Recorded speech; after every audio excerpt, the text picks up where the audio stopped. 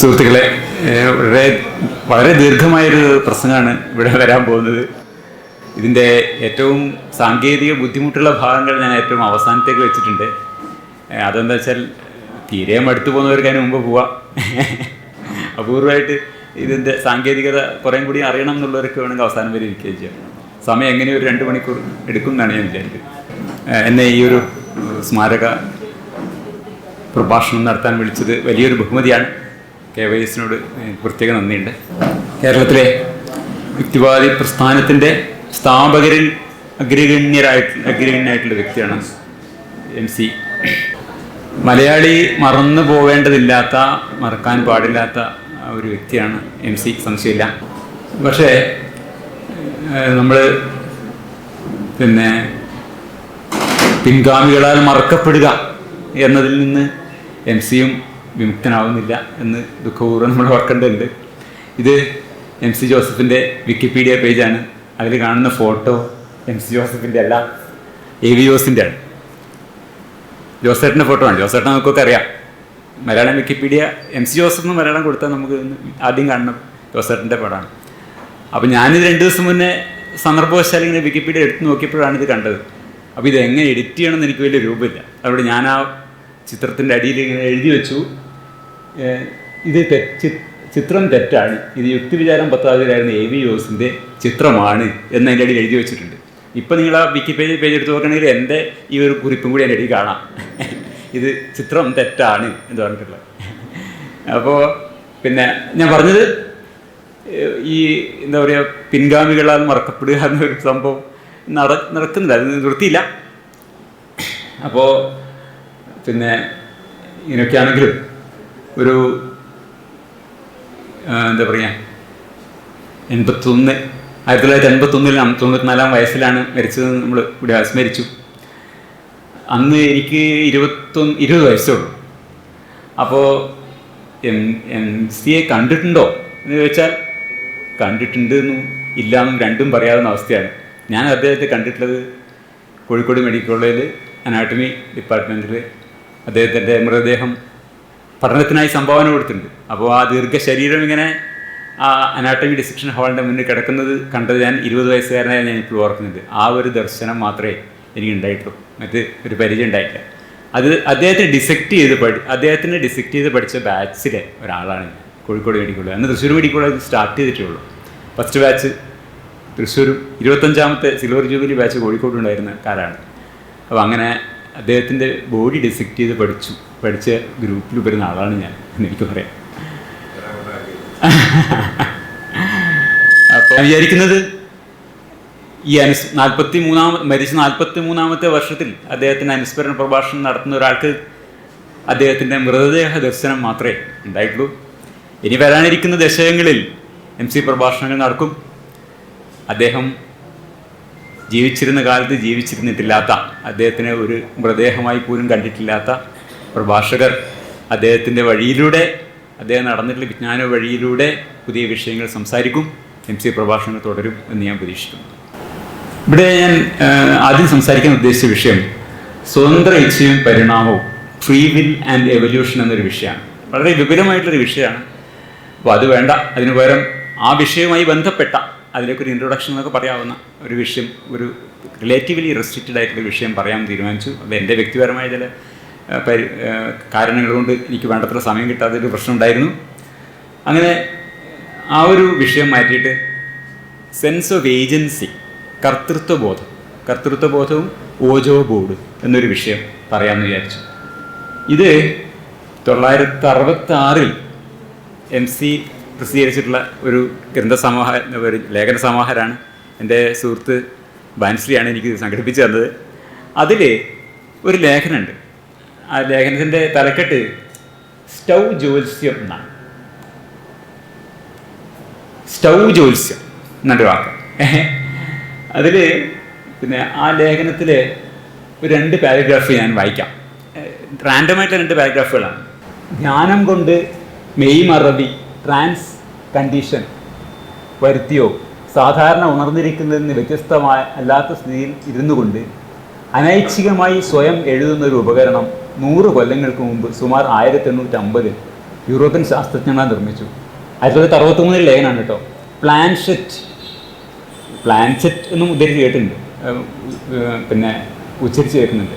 പ്ലാൻഷെറ്റ് എന്നാണ് അതിൻ്റെ പേര്. അതൊരു ലഘുയന്ത്രമാണ്. ഹൃദയ ആകൃതിയിൽ, ഹൃദയം എന്നുള്ളിടത്ത് ആ ഹൃദയത്തിൻ്റെ ഇത് ടൈപ്പ് ചെയ്ത് വെച്ചിട്ടുണ്ട്. ഞാനിങ്ങനെ ആലോചിച്ചു കേട്ടോ, പഴയകാലത്ത് ഈ നുള്ളിപ്പെറുക്കി വെക്കുക ചെയ്യുക. ഈ അച്ച് എങ്ങനെ ഉണ്ടാക്കി ഞാൻ അത്ഭുതപ്പെട്ടു. ഒരച്ച് ഉണ്ടാക്കിയിട്ടുണ്ട് അന്ന്, ഈ ടൈപ്പ് കാസ്റ്റ് എന്ന് വരുന്നുണ്ടല്ലോ. അപ്പോൾ ഹൃദയത്തിൻ്റെ രൂപം ഉണ്ടാക്കി വെച്ചിട്ടുണ്ട് കേട്ടോ. ഹൃദയത്തിൻ്റെ ആകൃതിയിൽ കനം കുറഞ്ഞ് പലക വെട്ടിയെടുത്ത് അതിൻ്റെ വീതിയുള്ള വലത്തടിയിൽ ഇരുവശങ്ങളിലും ഓരോ ചക്രങ്ങളും, എതിർഭാഗം കൂർത്ത വശത്തിൻ്റെ അറ്റത്ത് ഒരു ദ്വാരമുണ്ടാക്കി അതിലൊരു പെൻസിലും ഘടിപ്പിച്ച് മുക്കാലിയാക്കിയതാണ് പ്ലാൻഷെറ്റ്.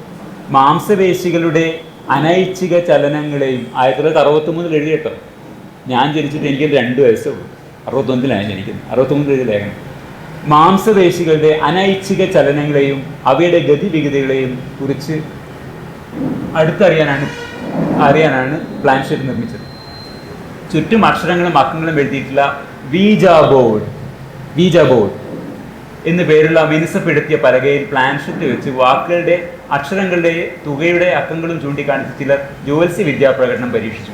അതൊട്ടൊക്കെ വിജയകരമായിട്ടാണ് അവർക്ക് അനുഭവപ്പെട്ടത്. അതാണ് ഒരു പാരഗ്രാഫ്. വേറൊന്ന്, വക്കീലായി ഞങ്ങൾ പ്രാക്ടീസ് ചെയ്തിരുന്നപ്പോൾ ഒരിക്കൽ കോടതിയിൽ വക്കീൽ മുറിയിലെ മേശപ്പുറത്ത് ഒരു വലിയ വൃത്തത്തിന് ചുറ്റും ചോക്ക് കൊണ്ട് ഇംഗ്ലീഷ് അക്ഷരങ്ങളും കുറേ അക്കങ്ങളും എഴുതി നടുക്ക് ഒരു ഒഴുക്കൻ ഗ്ലാസ് ടംബ്ലർ കമിഴ്ത്തി അതിന്മേലൊരു വക്കീൽ കൈവച്ചുകൊണ്ട് കുറേ നേരം ദൈവത്തെ ധ്യാനിച്ചിരുന്നപ്പോൾ ആ ടംബ്ലർ നീങ്ങി നിരങ്ങി അക്ഷരങ്ങളും അക്കങ്ങളും ചൂണ്ടിക്കാണിച്ച് ഒട്ടൊക്കെ ഫലപ്രദമായി പ്രവചിച്ചിട്ടുള്ളത് ഞങ്ങളൊക്കെ കണ്ടതാണ്.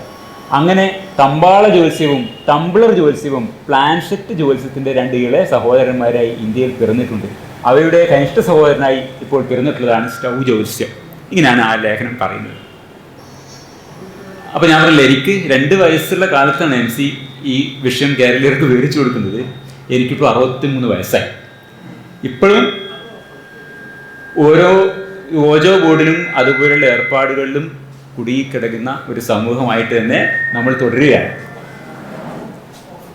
ഇതിലൊക്കെ എന്തോ അഭവമായ കാര്യങ്ങളുണ്ട് എന്ന് വിശ്വസിക്കുന്ന ഒരു സമൂഹമാണ് ഇന്നും നമ്മുടെ മുന്നിലുള്ളത്. അതിനൊക്കെ ഒരു കാര്യം പറയട്ടെ. ഓജോ ബോർഡ് എന്നാണ് നമ്മൾ മലയാളിൽ ഇപ്പോൾ പറയുന്നത്. വീജ ബോർഡ് എന്നാണ് പാശ്ചാത്യർ പറയാം. MC 63 തന്നെ വീജ ബോർഡ് എന്നാണ് പറഞ്ഞിരുന്നത്. ഇന്നെങ്ങനെയോ മലയാളത്തിൽ ആ ഒരു വാക്ക് മാറി ഓജോ ബോർഡ് എന്ന് പറയുന്നുണ്ട്. ഞാനിപ്പോൾ ചിലപ്പോൾ ഇതിൻ്റെ ഇടയിൽ 2 വാക്കുകളും പറയാനിടയുണ്ട്. ചിലപ്പോൾ വീജ ബോർഡ് എന്ന് പറയും, ചിലപ്പോൾ ഓജോ ബോർഡ് എന്ന് പറയും. 2 ഒന്ന് തന്നെ. ഞാനത് ആരോ ഇട്ടിട്ടാണ് വീജ ബോർഡ് തന്നെയാണ് MC എന്ന് എഴുതിയിട്ടുള്ളത്. ഇത് 2023 ഫെബ്രുവരിയിൽ പുറത്തിറങ്ങിയിട്ടുള്ള ഒരു മലയാള പടമാണ് രോമാഞ്ചം. വളരെ വലിയ പ്രദർശന വിജയം നേടിയിട്ടുള്ള ഒരു പടമാണ്.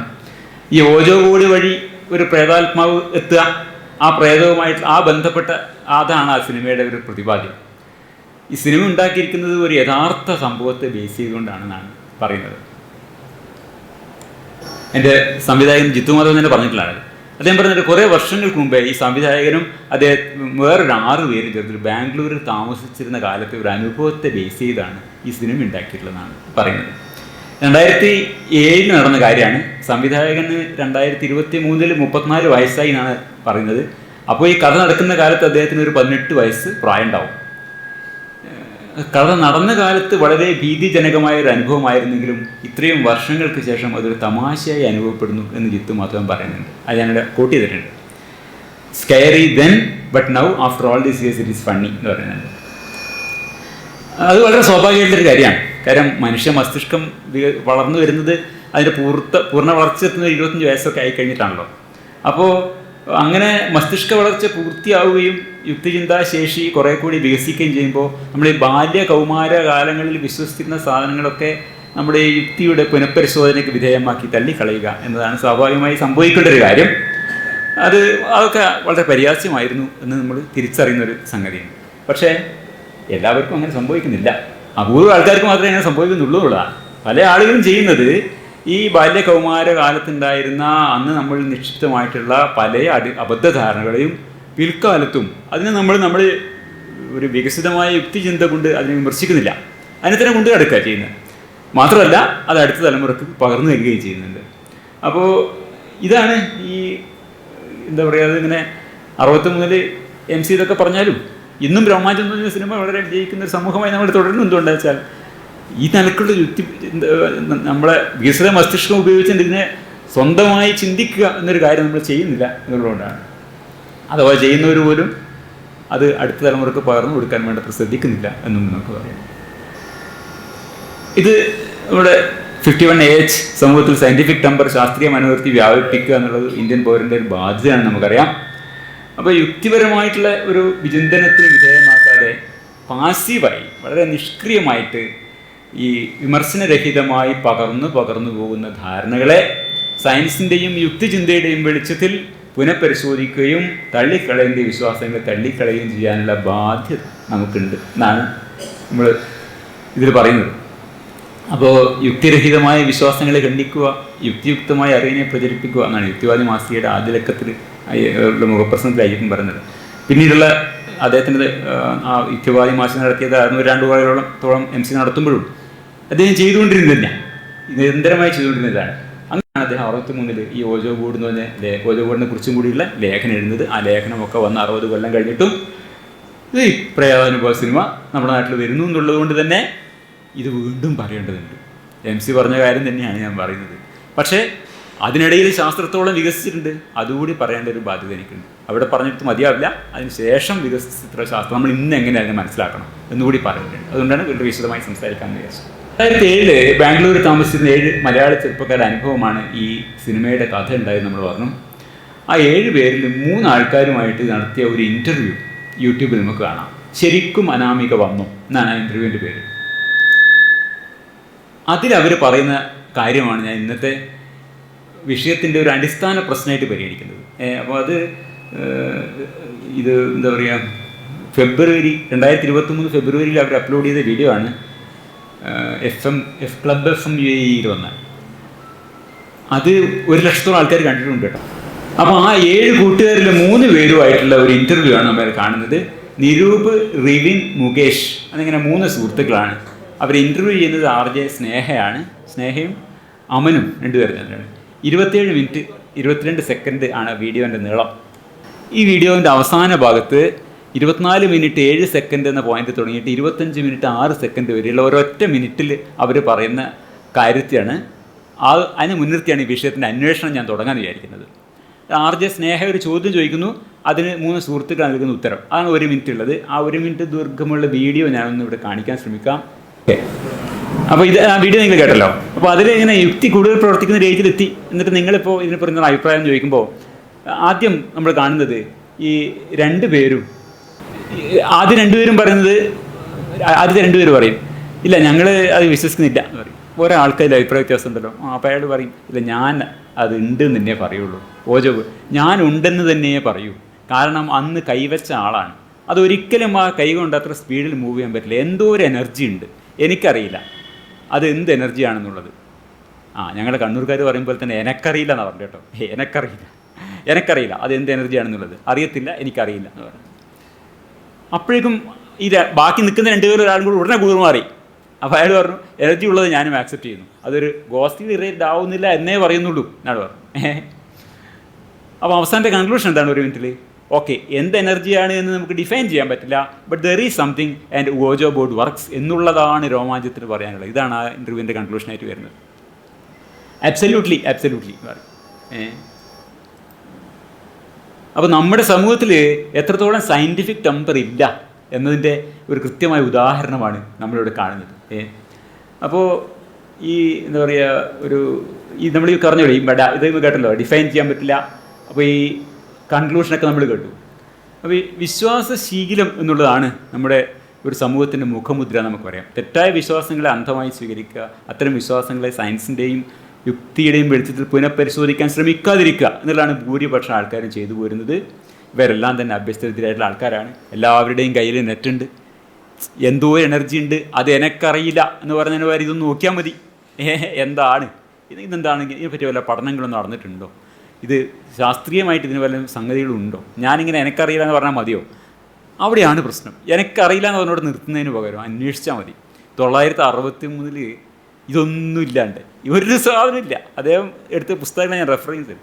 അത്ര കഷ്ടപ്പെട്ട ഒരാൾക്കാർ, അതിൻ്റെ ഒരു 10,000-ത്തിലൊരു അംശം പണിയില്ല ഇന്ന് ഇത് നോക്കാൻ.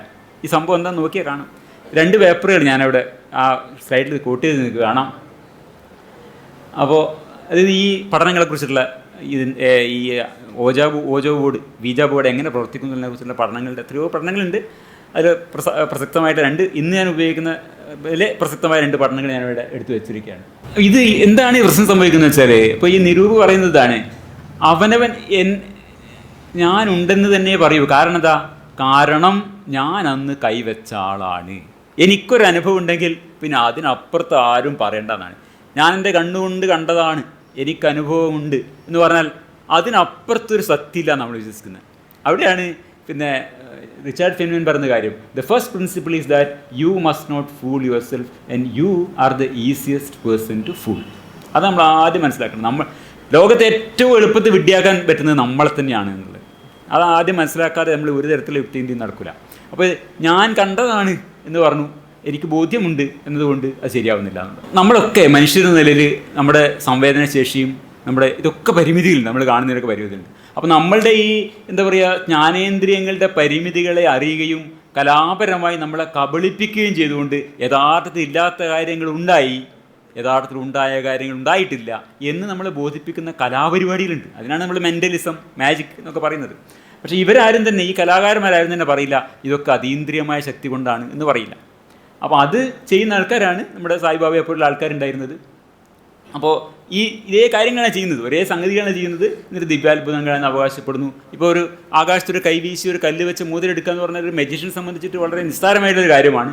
അതിനെ മിറക്കിളാണ് എന്ന് പറയാനും വിശ്വസിപ്പിക്കാനും അതിൽ ലക്ഷക്കണക്കിന് ആൾക്കാർ ഉണ്ടായിട്ടുണ്ട്. ലക്ഷക്കണക്കല്ല, കോടിക്കണക്കിന് ആൾക്കാരുണ്ടായിട്ടുണ്ട്. അപ്പോൾ ഇതിൽ ശേഷൻ പറയുന്ന കാര്യമാണ്. അതിൽ അദ്ദേഹം പറയുന്നത് ഇതെനിക്ക് വ്യക്തിപരമായി അനുഭവമായ കാര്യമാണ്. എന്താണ്? It happen to me personally. T N Seshan പറയുന്നതാണ്.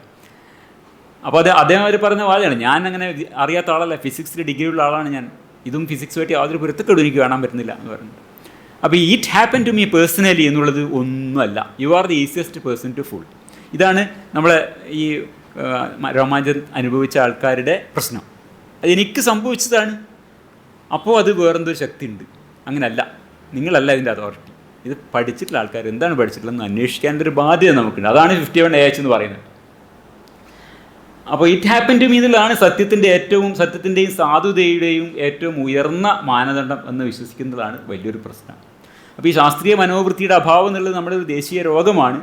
ഏറ്റവും ഉന്നതരായ വ്യക്തികൾ മുതൽ ഏറ്റവും സാധാരണക്കാരായ വ്യക്തികളിൽ തന്നെ നിലനിൽക്കുന്ന വിശ്വാസങ്ങളെയും ആഖ്യാനങ്ങളുടെയും യാഥാർത്ഥ്യം എന്ത് എന്ന് പരിശോധിക്കാൻ മെനക്കെടുന്നില്ല. അതുകൊണ്ടാണ് ഈ ഇത്തരത്തിലുള്ള പിന്നെ മറുപടിയിൽ വരുന്നത്. അങ്ങനെ ഒരു പണി എനിക്കുണ്ട് എന്ന് ആർക്കും ബോധ്യമില്ല. ഞാൻ കണ്ടിട്ട് എനിക്ക് ബോധ്യമുണ്ട്, മതി, അതിനപ്പുറത്തേക്ക് നോക്കേണ്ട ആവശ്യമില്ല എന്നതാണ്. അപ്പോൾ ഇവിടെ ഞാൻ പറയുന്നത് എന്താ വെച്ചാൽ, ഇദ്ദേഹം പറയുന്ന ഈ ഒരു കാര്യമുണ്ടല്ലോ, ഏത് ആ അനുഭവിച്ച് ആ കൈവച്ച ആളാണ്, എന്തോ ഒരു എനർജി ഉണ്ട്, ഞാനല്ല ആ കൈ നീക്കിയത് എന്നുള്ള അദ്ദേഹത്തിന് തോന്നൽ, അത് നുണയല്ല, പക്ഷേ അത് സത്യമാണ്. അദ്ദേഹത്തിന് അങ്ങനെ അനുഭവം ഉണ്ടായിട്ടുള്ള വളരെ കൃത്യമായിട്ടുള്ള ഒരു കാര്യം തന്നെയാണ്. അതിൽ യാതൊരു തർക്കവും കാര്യത്തില്ല. പ്രത്യേകിച്ചും ഓജോ ബോർഡ് പ്രവർത്തിക്കും എന്നുള്ളൊരു വിശ്വാസത്തോടെയാണ് അദ്ദേഹം തൊട്ടിട്ടുണ്ടെങ്കിൽ തീർച്ചയായിട്ടും അത് ഉണ്ടാവും. അങ്ങനെ അല്ലാത്ത ആൾക്കാർക്ക് പോലും ഈ ഓജോ ബോർഡ് ഉപയോഗിക്കുമ്പോൾ ഇത് ഞാനല്ല മൂവ് ചെയ്യുന്നത്, ഇത് വേറെ ഏതൊരു ശക്തിയാണ് മൂവ് ചെയ്യുന്നത് എന്നുള്ള ബോധ്യം ഉണ്ടാവും എന്നുള്ളതാണ് സത്യം. അതാണ് എൻ്റെ കാര്യം. ഇത് സംബന്ധിച്ച് ഗവേഷണം ആദ്യത്തെ പേപ്പർ പറയുമ്പോൾ അത് വ്യക്തമാക്കാൻ വേണ്ടിയാണ് ഞാൻ ആദ്യത്തെ പേപ്പർ കോട്ട് ചെയ്യുന്നത്. ഇത് കാനഡയിലെ ബ്രിട്ടീഷ് കൊളംബിയ സർവകലാശാലയിലെ ഡിപ്പാർട്ട്മെൻറ്റ് ഓഫ് കമ്പ്യൂട്ടർ സയൻസിലെ പ്രൊഫസറായിട്ടുള്ള റൊണാൾഡ് എ റെൻസിംഗും അദ്ദേഹത്തിന് സഹപ്രവർത്തനം ചെയ്ത് 2012 നടത്തിയൊരു പരീക്ഷണമാണ്, ഓജോ ബോർഡ് ഉപയോഗിച്ച് നടത്തിയ പരീക്ഷണമാണ്. അതിൻ്റെ തലക്കെട്ട് കാണാം, expression of non conscious knowledge വയ ഐഡിയോമോട്ടോർ ആക്ഷൻസ് എന്നാണ് ആ ഗവേഷണ പ്രബന്ധത്തിൻ്റെ തലക്കെട്ട്. 3 ഘട്ടങ്ങളിലായിട്ടാണ് പരീക്ഷ നടത്തുന്നത്. ആദ്യ സെഷന് പ്രീ ഓജോ വോളീഷണൽ റിപ്പോർട്ട് എന്ന് പറയും, നടുവിൽ ഒരു ഓജോ റെസ്പോൺസ് എന്ന് പറയും. 3 ABC എന്ന ചിത്രം വരച്ച് നിങ്ങൾക്ക് കാണാം. അതിൽ B എന്നുള്ളതാണ് ഓജോ റെസ്പോൺസ്, മറ്റേത് രണ്ടും നമുക്ക് അറിയാം കമ്പ്യൂട്ടറാണ് ഉപയോഗിക്കുന്നത്. അപ്പോൾ ഇതിലെന്താ സംഭവം എന്ന് വെച്ചാൽ 3 ഘട്ടങ്ങൾ ചോദിക്കുന്ന ഒരേ തരം യെസ് ഓർ നോ ക്വസ്റ്റ്യൻസ് ആണ്. അപ്പോൾ അതിൽ ഉദാഹരണം എന്ന് പറഞ്ഞാൽ ബ്രസീലിലെ തലസ്ഥാനം ബ്യൂണസ് അയേഴ്സ് ആണോ, 2000 ആണ്ടിൽ സമ്മർ ഒളിമ്പിക്സ് നടന്നത് സിഡ്നിയിലാണോ തുടങ്ങിയിട്ടുള്ള ചോദ്യങ്ങളാണ്, പൊതുവിജ്ഞാന ചോദ്യങ്ങളാണ്. അപ്പോൾ അതിൽ യെസ് ഓർ നോന്നേ പറയേണ്ടതുള്ളൂ. അപ്പോൾ ഈ ഓജോ ബോർഡ് സെഷനിൽ മാത്രം എന്ത് ചെയ്യുന്നത്, കണ്ണ് കെട്ടിയിട്ടാണ് ചെയ്യുന്നത്. അത് കാണാൻ നിങ്ങൾക്ക് ഈ കണ്ണ് കെട്ടിയിരിക്കുന്നതാണ്. മറ്റേ 2 സെഷൻ കണ്ണ് തുറന്നാണ് കമ്പ്യൂട്ടർ ഉപയോഗിച്ചാണ് യെസ് ഓർ നോ എന്ന് പ്രസ് ചെയ്യുന്നത്. ഇവിടെ യെസ് നോ എന്നുള്ള ഈ ഓജോ ബോർഡിൻ്റെ 2 അറ്റങ്ങളിലേക്ക് ഈ പ്ലാൻഷെറ്റ് നീങ്ങുക എന്നാണ് ചെയ്യേണ്ടത്. തൽക്കാലം ഈ ഓജോ റെസ്പോൺസ് എന്നുള്ള സെഷനാണ് നമുക്ക് താല്പര്യമുള്ളത്. അതിൽ പരീക്ഷണ വിധേയനായിട്ടുള്ള വളണ്ടിയറുടെ കണ്ണ് കെട്ടി നമുക്ക് കാണാം. അയാളുടെ ഇടത് കൈയിലെയും വലത് കൈയിലെയും ചൂണ്ടുവിരൽ ഓജോ ബോർഡിലെ ഈ പ്ലാൻഷെറ്റിൽ വെച്ചിട്ടുണ്ടാവും. അതിൻ്റെ എതിരെ വേറൊരു വോളണ്ടിയർ ഇരിക്കുന്ന നിങ്ങൾക്ക് കാണാം. ഇയാൾ യഥാർത്ഥത്തിലൊരു ഒരു കൺഫെഡറേറ്റ് ആണ്. അതായത് ഈ എക്സ്പെരിമെൻ്ററുടെ പരീക്ഷണം നടത്തുന്ന ആളിൻ്റെ സഹായിയാണ്. അത് പക്ഷേ ആർക്കറിയില്ല, ഈ ഓജോ ബോർഡ് ഉപയോഗിക്കുന്ന ആൾക്കാർക്ക് അറിയില്ല ഇതൊരു കോൺഫെഡറേറ്റ് ആണെന്ന് അറിയില്ല. അയാൾ വിചാരിക്കുന്നത് ഇയാളും ഈ തന്നെ പോലെ തന്നെ ഒരു വോളണ്ടിയർ ആണ് എന്ന ധാരണയിലാണ് ചെയ്യുന്നത്. അപ്പോൾ ആദ്യം ചെയ്യുന്നത് കോൺഫെഡറേറ്റിൻ്റെ കണ്ണ് മൂടിക്കെട്ടും. അത് കഴിഞ്ഞ ശേഷം വോളണ്ടിയറിൻ്റെ കണ്ണ് മൂടിക്കെട്ടും. അപ്പോൾ നെക്സ്റ്റ് പണി എന്താണെന്ന് വെച്ചാൽ കോൺഫെഡറേറ്റ് അദ്ദേഹത്തിൻ്റെ കണ്ണിലെ കെട്ടഴിച്ച് കളയും. അത് ഇയാൾ അറിയുന്നില്ല. ഈ മനുഷ്യൻ്റെ ധാരണ എന്ന് വെച്ചാൽ എൻ്റെ മുന്നിലിരിക്കുന്നത് കണ്ണ് കെട്ടിയ വേറെ വോളണ്ടിയറാണ്, അയാളുടെ കൈയും ഈ പ്ലാൻഷെറ്റിൻ്റെ മുകളിൽ ഉണ്ട് എന്നാണ്. യഥാർത്ഥത്തിൽ അങ്ങനെ ചെയ്യുന്നില്ല. യഥാർത്ഥം ചെയ്യുന്നത് അയാളെ നിങ്ങൾക്ക് ഈ ചിത്രം നോക്കിയാൽ കാണാം, 2 കൈയും മാറി നിൽക്കുന്നുണ്ട്, ഇയാളുടെ കൈ മാത്രമേ ഇവിടെ ഉള്ളൂ. എന്നിട്ട് ഈ ചോദ്യങ്ങൾ ചോദിക്കും. അപ്പോൾ അതിൽ യെസ് നോ എന്നതിലേക്ക് മൂവ് ചെയ്ത് പോകണം. അതാണ് ചെയ്യുന്നത്. അപ്പോൾ ഇവിടെ കാണാം, ഇദ്ദേഹത്തിൻ്റെ കണ്ണ് കെട്ടിയിട്ടില്ല, ഇദ്ദേഹത്തിൻ്റെ കൈ അവിടെ വെച്ചിട്ടില്ല. ആകെ ആ പ്ലാൻഷെറ്റിൻ്റെ മുകളിൽ നമ്മുടെ പരീക്ഷണത്തിന് വിധേയനായിട്ടുള്ള വോളണ്ടിയറിൻ്റെ കൈകൾ മാത്രമേ ഉള്ളൂ. അത് ചലിപ്പിക്കാൻ വേറൊരു ശക്തി അവിടെ ഇല്ല. അത് വളരെ വ്യക്തമാണ്. എന്നിട്ട് ഈ ഓജോ ബോർഡിൻ്റെ ഇടത് വലതുള്ള മൂലകളിലേക്ക് യെസ് ഓർ നോ എന്നുള്ളിലേക്ക് നീക്കുമ്പോൾ നീക്കുന്നതാണ് അയാൾ ചെയ്യേണ്ട കാര്യം. അത് നമുക്കറിയാം, അയാൾക്ക് മാത്രമേ ചെയ്യാൻ പറ്റൂ, വേറൊരാളും അവിടെ ഇല്ല, കൈ വെച്ചിട്ടില്ല. ഇങ്ങനെ ഇതിൻ്റെ ഇടയിൽ ഒരു കാര്യം കൂടി പറഞ്ഞേക്കാം, കണ്ണ് കെട്ടിക്കൊണ്ട് ഓജോ ബോർഡ് കളിക്കാൻ പറ്റില്ല. അതൊരു ബേസിക്കായിട്ടുള്ള കാര്യമാണ്. കണ്ണ് കെട്ടിയാൽ പിന്നെ ഈ എസ് ഓർ നോ ആവാം, 2 കോർണറിലാണ് നമുക്ക് അറിയുന്നതുകൊണ്ട് അങ്ങോട്ട് മൂവ് ചെയ്യാം. അതല്ലാതെ ഓരോ അക്ഷരത്തിൽ ABCDEFGH ഇത് എല്ലാ അക്ഷരങ്ങളിലേക്കും അക്കങ്ങളിലേക്കും കൊണ്ടുപോകുക എന്നുള്ളത് കണ്ണ് കെട്ടിയാൽ പറ്റില്ല. കണ്ണ് കെട്ടിയാൽ അപ്പോൾ തന്നെ പ്രേതം ഇല്ലാതായി പോകും. ആ ഒരു വീഡിയോ കൂടെ കാണിച്ചിട്ട് പിന്നെ നമുക്ക് വീണ്ടും ഈ റെൻസിങ്ങിൻ്റെ പരീക്ഷണത്തിലേക്ക് വരാമെന്ന് വിചാരിക്കാം. ഈ കണ്ണ് കെട്ടിയാൽ വർക്ക് ചെയ്യില്ല എന്നുള്ള കുറച്ച് പ്രധാനപ്പെട്ടൊരു വിഷയമാണ്. പ്രേതങ്ങൾക്ക് കണ്ണ് കാണില്ല. ഈ വീഡിയോ നാഷണൽ ജിയോഗ്രാഫിക്കിൻ്റെ വീഡിയോ ആണ്. ഇത് വീഡിയോ ആയിട്ട് നമുക്ക് കാണിക്കാൻ പറ്റില്ലായിരിക്കും. സോറി. അപ്പോൾ ആ വീഡിയോ കാണിക്കാൻ തൽക്കാലം പറ്റുന്നില്ല. അത് യൂട്യൂബിലിടുമ്പോൾ അത് ലിങ്ക് അപ്ലോഡ് ചെയ്യാം. അപ്പോൾ കാര്യം ഇതാണ്, കണ്ണ് കെട്ടിക്കഴിഞ്ഞാൽ പിന്നെ കാണാൻ പറ്റില്ല എന്നുള്ളതാണ് അതിൻ്റെ വിഷയം. നമുക്ക് ആ പേപ്പറിലേക്ക് തിരിച്ചു പോവാം. അപ്പോൾ ഇത് അതുവരെ വളരെ കൃത്യമായിട്ട് ഉത്തരങ്ങൾ പറഞ്ഞുകൊണ്ടിരുന്ന മുത്തച്ഛൻ്റെ പ്രേതം ഇത് കളിക്കുന്ന ആൾക്കാരുടെ കണ്ണ് കെട്ടിയതോടെ അവർക്ക് പിന്നെ മുത്തച്ഛൻ ഒന്നും തിരിയുന്നില്ല. മുഴുവൻ തെറ്റാണ് കാണിക്കുന്നത്, മുഴുവൻ അബദ്ധം. ഏത് കൊല്ലം മരിച്ചു എന്ന് ചോദിക്കുമ്പോൾ ഒരക്കത്ത് പോലും എത്താൻ പറ്റുന്നില്ല. അതാണ് ആ വീഡിയോ കാണിക്കേണ്ടിയിരുന്നത്. ആ വീഡിയോ കണ്ടാൽ അറിയാം. കണ്ണ് കെട്ടിയ അപ്പോൾ കണ്ണ് തുറന്നിരുന്ന ഈ യെസ് ഓർ നോ എന്നുള്ളത് മാത്രം നമുക്ക് ചെയ്യാൻ പറ്റും, കാരണം അത് പരിചയമുണ്ട്. പക്ഷെ വളരെ പരിചയമായ ഒരു അക്യുറേഷൻ ചെയ്യാൻ പറ്റിയേക്കാം. സാധാരണ നിലക്ക് ആർക്കും അങ്ങനെ പറ്റില്ല, കാരണം അത്രയും ചോയ്സസ് ഉള്ളതുകൊണ്ട് സാധിക്കില്ല. ഓക്കെ. അപ്പോൾ ഇവിടെ വരുന്നത് വെച്ചിട്ടുണ്ടെങ്കിൽ നമ്മൾ വീണ്ടും റെൻസിങ്ങിൻ്റെ പരീക്ഷണത്തിൽ തിരിച്ചു പോവാണ്. ഈ ഓജോ റെസ്പോൺസ് സെഷനിൽ പങ്കെടുക്കുന്ന വളണ്ടിയറോട് ആവശ്യപ്പെടുന്നത് ഈ പ്ലാൻഷെറ്റ് മൂവ് ചെയ്യുന്നവരെ കാത്തിരിക്കുക, അതിനുശേഷം യെസ് ഓർ നോ എന്ന ഉത്തരത്തിലേക്ക് എത്തുന്നതുവരെ എൻ്റെ ചലനത്തെ പിന്തുടരുക എന്നുള്ളതാണ്. ഈ കണ്ണ് കെട്ടിയിരിക്കുന്നതുകൊണ്ട് അയാളുടെ മുൻഭാഗത്തിരിക്കുന്ന ആൾ ഇതിൽ കൈ വെച്ചിട്ടില്ല എന്നുള്ള കാര്യം ഈ വ്യക്തിക്ക് അറിയില്ല. ഇത് ചെയ്ത ശേഷം ഈ യെസ് ഓർ നോ ചോദ്യങ്ങളൊക്കെ ഇതിന് പറയാൻ കാരണം എന്ന് വെച്ചാൽ ഈ നിരൂപ് പറയുന്ന അനുഭവം യഥാർത്ഥമായി അദ്ദേഹത്തിന് ഉണ്ടായിട്ടുള്ളത് തന്നെയാണ്, അദ്ദേഹം വ്യാജമായി പറയുന്നതല്ല എന്ന് പറയാൻ വേണ്ടിയാണ് ഞാനിത് ഇതാക്കുന്നത്. കാരണം ഈ റെൻസിങ്ങിൻ്റെ പരീക്ഷണത്തിലെ ആൾക്കാർ പറയുന്നത് എന്താ വെച്ചാൽ അവരും അവരുടെ കാര്യത്തിലും ഇതൊക്കെ കൃത്യമായി യെസ് ഓർ നോ എന്നുള്ള ഉത്തരങ്ങളിലേക്ക് പോയിട്ടുണ്ട്. മറുഭാഗം അവർ വിചാരിക്കുന്നത്, ഇതിൽ വിശ്വാസമില്ലാത്ത ആൾക്കാർ വിചാരിച്ചത് ഈ കൂടിയിരിക്കുന്ന ആൾ എന്നെ പറ്റിക്കുകയാണ്, അയാളാണ് തള്ളിക്കൊണ്ടു പോകുന്നത് എന്നാണ് ധരിച്ചതെന്നാണ് പല ആൾക്കാരും. എന്താണ് കാരണം എന്നറിയില്ല, അയാൾ ചെയ്തതാണെന്ന് ആരും പറഞ്ഞില്ല എന്നുള്ളതാണ്. All participants reported that they were only following the movement, they never induced it. അവർ ചെയ്തതേ അല്ല എന്നാണ് പറയുന്നത്. ശരി, ഇത് യഥാർത്ഥമായിട്ടുള്ള ഒരു ഫീലിംഗ് ആണ്. ഈ റെൻസിങ്ങിൻ്റെ പരീക്ഷണത്തിൽ വോളണ്ടിയർമാരുടെ കൈ തൊട്ടിരുന്ന, അവരുടെ കൈ മാത്രം തൊട്ടിരുന്ന, വേറെ ആരും തൊടാതിരുന്ന ഈ പ്ലാൻഷെറ്റ് യെസ് ഓർ നോ സ്ഥാനങ്ങളിലേക്ക് നീങ്ങി. അപ്പോൾ ഇതെന്തുകൊണ്ട് സംഭവിച്ചു? ആ പേപ്പറിൻ്റെ തലക്കെട്ടിലൊരു വാക്ക് നിങ്ങൾക്ക് കാണാം, expression of non conscious knowledge വയ ഐഡിയോമോട്ടോർ ആക്ഷൻസ് എന്ന് പറയാം. അപ്പോൾ ഈ ഐഡിയോമോട്ടോർ ആക്ഷൻ എന്നുള്ളത് നമുക്ക് പരിചയമുള്ളൊരു വാക്കാണ്. പ്രത്യേകിച്ച് നമ്മുടെ യുക്തിവാദി ഗ്രൂപ്പുകളിലുള്ള ആൾക്കാരൊക്കെ തന്നെ പിന്നെ ഡൗസിങ്ങിൻ്റെ കാര്യത്തിലായാലും ഓജോ ബോർഡിൻ്റെ കാര്യത്തിലായാലും ഒക്കെ അതിനെ വിശദീകരിക്കാൻ ഉപയോഗിക്കുന്ന ഒരു വാക്കാണ് ഐഡിയോ മോട്ടോർ ആക്ഷൻ എന്നുള്ളത്. അത് തൽക്കാലം ഞാൻ ഇപ്പോൾ കൂടുതൽ വിശദീകരിക്കുന്നില്ല. അതാണ് ഏറ്റവും അവസാന ഭാഗത്ത് വളരെ വിശദമായി പറയാനുള്ളത്. ആ വാക്ക് നമുക്ക് തൽക്കാലം അവിടെ നിർത്താം. എന്നിട്ട് സെൻസ് ഓഫ് ഏജൻസിയുടെ പിന്നാലെയാണ് നമുക്ക് പോകാനുള്ളത്. എന്താണ് നിരൂപും മറ്റുള്ള സുഹൃത്തുക്കളും പറയുന്ന അവരുടെ വ്യക്തി അനുഭവം? അവർ ശരിക്കും അനുഭവിച്ചത് എന്താണ്? അതവരുടെ sense of agency, loss of sense of agency എന്ന് പറയാം. കർത്തൃത്വ ബോധത്തിൻ്റെ നഷ്ടപ്പെടൽ എന്നാണ് സംഭവിക്കുന്നത്. ചെയ്തത് അവർ തന്നെയാണ്. വേറെ ആരും, ഞാൻ റൺസിങ്ങിൻ്റെ പരീക്ഷണത്തിൽ കണ്ടതുപോലെ വേറൊരാളും ഇവിടെ കൈവച്ചിട്ടില്ല, അത് നീക്കാൻ വേറെ ആരുമില്ല, ഇയാൾ തന്നെയാണ് നീക്കിയെന്നുള്ളത് 100% ഉറപ്പാണെങ്കിൽ പോലും അവരനുഭവിക്കുന്നത് ഞങ്ങൾ ചെയ്തു എന്നല്ല, ഞങ്ങൾ ചെയ്തിട്ടില്ല, വേറെ ആരോ ചെയ്തു, ഒന്നുകിൽ എതിരായിട്ടുള്ള ആൾ ചെയ്തു, അല്ലെങ്കിൽ വേറൊന്ന് ശക്തി കൊണ്ട് നീങ്ങി എന്നാണ് വിചാരിക്കുന്നത്. അപ്പോൾ ഈ സെൻസ് ഓഫ് ഏജൻസി എന്നുള്ളത് ഇതാണ്, അവനവൻ്റെ ശരീരചലനം അവനവൻ ഉണ്ടാക്കുന്നതാണ് എന്ന് ബോധ്യപ്പെടാത്തൊരവസ്ഥയാണ് അവിടെ സംഭവിച്ചത്. അത് ഇത്തരം കാണാമല്ലോ. ഇത് പിന്നെ പാട്രിക് ഹഗാർഡ് എന്ന് പറഞ്ഞിട്ട് ഈ സെൻസ് ഓഫ് ഏജൻസീൻ്റെ രംഗത്ത് പ്രസിദ്ധനായിട്ടുള്ള ഒരു വ്യക്തിയാണ്. യൂണിവേഴ്സിറ്റി കോളേജ് ലണ്ടനിലുള്ള പ്രൊഫസർ ഓഫ് കോഗ്നിറ്റീവ് ന്യൂറോ സയൻസാണ്. അദ്ദേഹത്തിന് പറഞ്ഞൊരു കാര്യം ഇതാണ്: the sense of agency is the feeling of making something happen. It is the experience of controlling one's own motor acts and through them the course of external events. നമ്മൾ ഏതെങ്കിലും ഒരു സംഗതി ചെയ്തു, സംഭവിപ്പിച്ചു, നടത്തി എന്നുള്ള തോന്നലാണ് സെൻസ് ഓഫ് ഏജൻസി. അപ്പോൾ സ്വന്തം ചേഷ്ടകളെ താൻ സ്വയം നിയന്ത്രിക്കുന്നു, അതുവഴി ബാഹ്യലോകത്തെ സ്ഥിതികളെ നിയന്ത്രിക്കുന്നു എന്നുള്ള ഒരു വ്യക്തിയുടെ അനുഭവത്തെയാണ് നമ്മൾ സെൻസ് ഓഫ് ഏജൻസി, കർത്തൃത്വ ബോധം എന്ന് പറയുന്നത്. ഇപ്പോൾ ഞാനൊരു ഈ മൊബൈൽ എടുക്കുന്നു, ഇത് ഞാൻ ചെയ്തു, ഐ ഡിഡ് ഇറ്റ് എന്നുള്ളൊരു ബോധം എനിക്കുണ്ട്, ഞാനാണ് ചെയ്യുന്നത്. അപ്പോൾ ഇതാണ് സെൻസ് ഓഫ് ഏജൻസി എന്ന് പറയുന്നത്. അതേസമയം ഇവിടെ സംഭവിക്കുന്നത് എന്താണ്? അവർ തന്നെയാണ് നീക്കിയത്, പക്ഷേ അവർ ചെയ്തതല്ല, വേറെ ആരോ ചെയ്തതാണെന്നുള്ള ബോധം ഉണ്ടാവുന്നു. അപ്പോൾ ഇതാണ് കർത്തൃത്വ ബോധത്തിൻ്റെ നഷ്ടം എന്ന് പറയുന്നത്. അപ്പോൾ ഈ ഓജോ ബോർഡ് പ്രവർത്തിക്കുന്നത് എങ്ങനെയാണെന്നുള്ളൊരു വളരെ ആധികാരികമായിട്ടൊരു ഗവേഷണ പ്രബന്ധം 2019, അതാണ് രണ്ടാമത് കാണിച്ചത്. ഡെൻമാർക്കിലെ ആഹേസ് യൂണിവേഴ്സിറ്റിയിലെ മാർക്ക് ആൻഡേഴ്സും സഹപ്രവർത്തകരുമാണ് ഇത് ചെയ്തത്. Predictive minds in Ouija board sessions എന്നാണ് ആ പേപ്പറിൻ്റെ ടൈറ്റിൽ. ഈ പേപ്പറാണ് നമുക്ക് വളരെ വിശദമായിട്ട് പ്രതിപാദിക്കാനുള്ളത്. ആ തൽക്കാലം നമ്മൾ ഈ ഘട്ടത്തിൽ അതിലെ ഒരു വാചകം ഇവിടെ ഉദ്ധരിച്ചിട്ട് കാണാം. അത് ഏകദേശം തർജ്ജമ എങ്ങനെയാണ്: കർത്തൃത്വ ബോധത്തെ അല്ലെങ്കിൽ സെൻസ് ഓഫ് ഏജൻസിയെ എങ്ങനെ എത്രയും വിശ്വസനീയമായി മാറ്റിമറിക്കാൻ കഴിയും, ക്യാൻ ബി കൺവിൻസിംഗ്ലി മാനിപ്പുലേറ്റഡ്. ഇതിനുള്ള ഉദാഹരണമാണ് ഓജോ ബോർഡ് കളി. കളിയിൽ പങ്കെടുത്തുകൊണ്ട് പ്ലാൻ സെറ്റ് നീക്കി പല വാക്കുകളും എഴുതി വായിച്ച ശേഷം ഈ ആളുകളെല്ലാവരും ആ കരു യഥാർത്ഥത്തിൽ നീക്കിയത് തങ്ങളല്ല, മറിച്ച് അദൃശ്യമായ ഏതോ ഒരു സത്തയാണെന്ന് അവകാശപ്പെടുന്നു.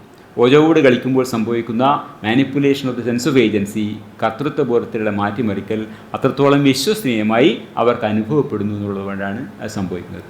ഞാനിവിടെ ഓജോ ബോർഡ് കളി അല്ലെങ്കിൽ വിജ ബോർഡ് കളി എന്ന് പറയുന്നത് മനഃപൂർവ്വമാണ്, ബോധപൂർവ്വമാണ്. അതിൻ്റെ ചരിത്രത്തെ സൂചിപ്പിക്കാനാണ്. ഈ 19ാം നൂറ്റാണ്ടിലാണ് ഓജോ ബോർഡ് ജന്മം എടുത്തത്. യഥാർത്ഥത്തിൽ അതൊരു കളിക്കോപ്പായിട്ടാണ്. അതിൻ്റെ പിന്നെ പാറ്റൻ്റ് അപ്ലിക്കേഷൻ്റെ ചിത്രമാണ്. ആ പാറ്റൻ്റ് നമുക്ക് കാണാം, ടോയ് ഓർ ഗെയിം എന്നാണ്. ഇ ജെ ബോണ്ട് എന്നൊരാളുടെ പേരിലാണ് അതിൻ്റെ പാറ്റൻ്റ് ഇരിക്കുന്നത്. 1891 അതിൻ്റെ ഡേറ്റൊക്കെ കാണാം. Patented February 10, 1891. ഒരു കളിക്കോപ്പായിട്ടാണ് ഇത് ആദ്യം രജിസ്റ്റർ ചെയ്യുന്നത്. അങ്ങനെയാണ് ഇതിൻ്റെ പാറ്റൻ്റ്. ബാൾട്ടിമോറിൽ ഒരു വ്യക്തിയാണ് ഇതിൻ്റെ നിർമ്മാണം പാറ്റൻ്റ് എടുക്കുന്നത്, കെന്നാർഡ് നോവൽറ്റി കമ്പനി എന്ന് പറഞ്ഞിട്ട്. അപ്പോൾ അതിങ്ങനെ കൈമാറി വേറെ ഹാസ്ബ്രോ എന്നൊരു കമ്പനി ഇപ്പോഴും അത് ആ പാറ്റൻ്റൊക്കെ നിലനിൽക്കുന്നുണ്ട് കേട്ടോ. ആ പാറ്റൻ്റെ ചില ചിത്രങ്ങളാണ് ഇത്. ആ പ്ലാൻസെറ്റിൻ്റെ ചിത്രങ്ങളാണ്, അതിൻ്റെ കാലുകളൊക്കെ കാണാം. അത് രണ്ടും കൂടിയുള്ള ചിത്രമാണ് അവിടെ. ഇൻവെൻറ്റർ എലൈയ ജെ ബോണ്ട്, അതിൻ്റെ കാണാം, എലൈയ ബോണ്ട്. ഇതാണ് എലൈജ ജെഫേഴ്സൺ ബോണ്ട് എന്ന് വിക്കിപീഡിയയുടെ പേരെ കാണാം. ഈ കണ്ടുപിടിച്ചയാളുടെ പേരാണ് കേട്ടോ അത്. ഇതിനെങ്ങനെ ഈ പേര് കിട്ടിയത്? വിജ ബോർഡിന് പേര് കിട്ടുന്ന വളരെ രസകരമായിട്ടുള്ളൊരു കഥയാണ്. ബോർഡിന് എന്ത് പേര് നൽകണം എന്നുള്ളതിനെ പറ്റിയിട്ട് തീരുമാനിക്കാൻ വേണ്ടി ഇവരൊരു വിജ ബോർഡ് സെഷൻ നടത്തും. വിജ ബോർഡ് എടുത്തു വെച്ച് ഈ എലിജ ബോണ്ടിൻ്റെ ഭാര്യ സഹോദരി ഒരു സ്ത്രീയുണ്ട്, ഹെലൻ പീറ്റേഴ്സ് നോസ്വർത്തി എന്നാണ്, ഹെലൻ പീറ്റേഴ്സ്. അവരുടെ നേതൃത്വത്തിൽ ഒരു വിജ ബോർഡ് സെഷൻ നടത്തുകയാണ്. അപ്പോൾ അതിൻ്റെ തെളിഞ്ഞു വന്ന പേരാണ് ഈ OUIJA എന്നുള്ള പേര്. അപ്പോൾ ഈ ഹെലൻ പീറ്റേഴ്സിൻ്റെ കഴുത്തിലൊരു മാലയുണ്ട്, ഒരു ലോക്കറ്റ്. ആ ലോക്കറ്റിൽ ഒരു സ്ത്രീയുടെ ചിത്രമുണ്ട്. ആ സ്ത്രീയുടെ പേര് OUIDA എന്നാണ്. നമുക്ക് എന്താ പറയുക, വീഡ എന്നാണ്, വീഡ എന്നാണ് ഒരു പേര്. OUIDA എന്ന് എഴുതും, വീഡ എന്ന് വായിക്കും. ഇത് OUIJA എന്നാണ് ഇതിൻ്റെ പേര് വന്നത്, വീജ എന്ന് വായിക്കും. ഈ പിന്നെ ഇവിടെ പിന്നെ ഓട എന്ന് പറഞ്ഞാൽ ഈ വീഡ എന്ന് പറഞ്ഞ വ്യക്തി അന്നത്തെ ഒരു പ്രസിദ്ധ നോവലിസ്റ്റാണ്. അവരുടെ പേരൊക്കെ നിങ്ങൾക്ക് ആ വിക്കിപീഡിയ പേജിൽ പോയി കഴിഞ്ഞാൽ ഡീറ്റെയിൽസ് കാണാം. ആ 19-ാം നൂറ്റാണ്ടിൽ ഒരു പ്രസിദ്ധ നോവലിസ്റ്റാണ്. ആ നോവലിസ്റ്റിൻ്റെ പിന്നെ ആരാധികയായിരുന്നു ഇവർ. അപ്പോൾ അവരുടെ ഒരു ലോക്കറ്റ് ഉണ്ട്. അപ്പോൾ ആ സ്വാഭാവികമായിട്ടും ഈ പേര് എന്താണ് വന്നത്, ഈ ലോക്കറ്റുള്ള പേരാണ് വന്നത്. അതൊരു യാദൃച്ഛികതയാണ്, അല്ലെങ്കിൽ പ്രേരത്തിന് അറിയില്ലല്ലോ തോന്നുന്നു. അത് ഞങ്ങളെ സ്വാഭാവികം എന്നുള്ള ഞാൻ എഴുതി വെച്ചതാണ്. 1839 മുതൽ 1908 വരെ ജീവിച്ച ഒരാളാണ് ഈ വീഡ എന്ന് പറഞ്ഞിട്ടുള്ള നോവലിസ്റ്റ്. ഈ ബോണ്ടിൻ്റെ ഭാര്യ സഹോദരിയുടെ കാർമ്മികത്വത്തിൽ വീജ ബോർഡിന് പേര് നൽകിയ ആ മുറി ഇപ്പോഴും പിന്നെ ബാൾട്ടിമോറിലുണ്ട് കേട്ടോ. അവിടെ ഒരു കൺവീനിയൻസ് സ്റ്റോർ നടക്കുകയാണ്, പലചരക്ക് കടയാണ്. 7-Eleven കൺവീനിയൻസ് സ്റ്റോർ എന്ന് പറഞ്ഞിട്ട് ആ സ്റ്റോർ ഇപ്പോഴും ആ റൂമിൽ ഇപ്പോഴും ആ സ്റ്റോർ നടക്കുന്നുണ്ട്. അവിടെ 2015 ബാൾട്ടിമോറിൽ ഒരു വീജ കോൺഫറൻസ് നടത്തും, ഒരു അന്താരാഷ്ട്ര വീജ കോൺഫറൻസ്, വീജാകോൺ 2015. അവരുടെ താല്പര്യത്തിൽ അവിടെ ഇതിൻ്റെ ചരിത്രം പറയുന്നൊരു ബോർഡ് ആ മുറിയിൽ സ്ഥാപിക്കപ്പെട്ടിട്ടുണ്ട്, ഒരു ഫലകം. ആ ഫലകത്തിൽ ഈ വീജ എന്ന പേര് തിരഞ്ഞെടുക്കുന്നതിനെ കുറിച്ചിട്ടുള്ള പറഞ്ഞ ചരിത്രം, വീഡ എന്ന് പറഞ്ഞിട്ടുള്ള എഴുത്തുകാരിയുടെ ഫോട്ടോ അതൊക്കെ അടക്കം, ആ പിന്നെ ഫോട്ടോയുടെ ലോക്കറ്റിൻ്റെ കാര്യം അതൊക്കെ അടക്കം എഴുതിയിട്ടുള്ളൊരു ഫലകം അവിടെ കാണാം. അപ്പോൾ ഈ കോൺഫറൻസിനെക്കുറിച്ച് നമുക്ക് ചില കാര്യങ്ങൾ പിന്നാലെ പറയാനുണ്ട്. അതുകൊണ്ടാണ് ഞാൻ ആ കാര്യങ്ങളൊക്കെ എടുത്ത് പറയാൻ കാരണം, എൻ്റെ പ്രാധാന്യം എന്താണെന്നുള്ളത്. ഈ 19-ാം നൂറ്റാണ്ടിലെ ഒരു കളിപ്പാട്ടമാണ് ഈ വീജ ബോർഡ് എന്ന് പറയാനുള്ള പറയാൻ വേണ്ടിയിട്ടാണ് നമ്മൾ അതിൻ്റെ ചരിത്രം ഒന്ന് വിശദീകരിച്ച ഒരു കാരണം.